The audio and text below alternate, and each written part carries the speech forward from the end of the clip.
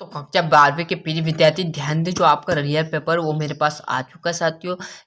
12 सितंबर का पेपर है, ये एकदम रियल पेपर है, कोई फेक पेपर नहीं है। बिना देरी के हम इसके सॉल्यूशन पर चलते साथियों। कुछ इस प्रकार का आपको निर्देश दिए जाएंगे, इस प्रकार आपको पेपर दिए जाएंगे, जो क्वेश्चन आपको उस साइट पर रहने वाले हैं। क्लियर है दोस्तों। कुछ बातें हैं जो आपको यहाँ पर बताई जा रही है, इसको आपको कोई लेना देना नहीं, डायरेक्ट आप आंसर पाइए साथियों। बिना देरी के देखते हैं।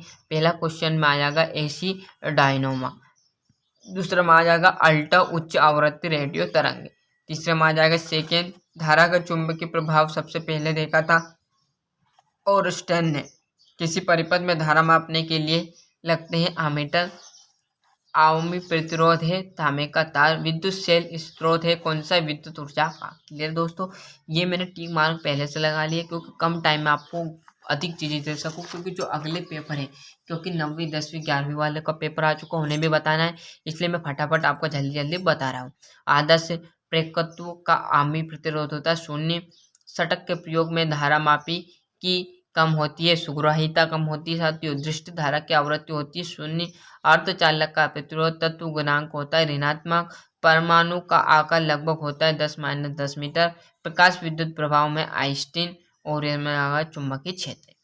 सही जोड़ी की बात की जाए तो सही जोड़ी आप इसी में से डाक स्क्रीनशॉट के जरिए देख सकते हो। क्लियर दोस्तों, यहाँ तक आपको होंगे 3 प्रश्न। चौथे प्रश्न की मैं चर्चा करूँ आपके सामने। चौथा प्रश्न है आपका एक वाक्य में उत्तर लिखने, मतलब एक शब्द में आप उत्तर लिखने रहेंगे साथियों। दृश्य तरंगों का तरंग दैर्ध्य पारस लिखिए कितना होता है, तो 3900 एम से लेकर आपका हो जाएगा 7800। चौक कुंडलिया की कार्यविधि किस घटना पर आधारित है, तो स्वैप प्रेरण के आधार पर आधारित है। चुंबकीय क्षेत्र का विमेय सूत्र होता है एम टी, यह सूत्र लिख सकते हो। लेंस की क्षमता का मात्रक डायोप्टर होता है। धातु के लिए ऊर्जा अंतराल का मान बताइए, तो 0। धारामापी को वोल्ट मीटर में किसे परिवर्तित किया जाता है, तो ऋणी क्रम में जोड़कर। कौन सा लेंस अपसारी लेंस होता है, तो अवतल लेंस क्या होता है, अपसारी लेंस होता है। क्लियर है, ये हो गया आपका 4। 5वें प्रकार प्रश्न है प्रकाश विद्युत प्रभाव में दहली आवृत्ति से क्या तात्पर्य है। ओम के नियम की 2 सीमाएं, ये कौन सा होगा, छठा हो गया। क्लियर दोस्तों,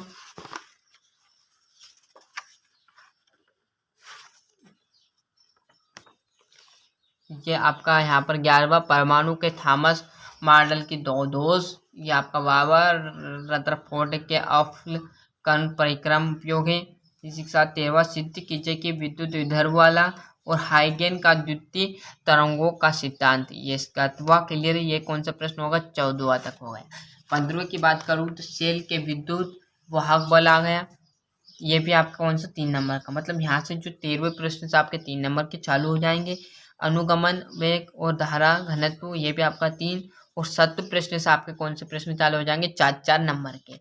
एपीएन संधि डायटो क्या है, इसका स्वप्रेरक तत्व किसे कहते हैं।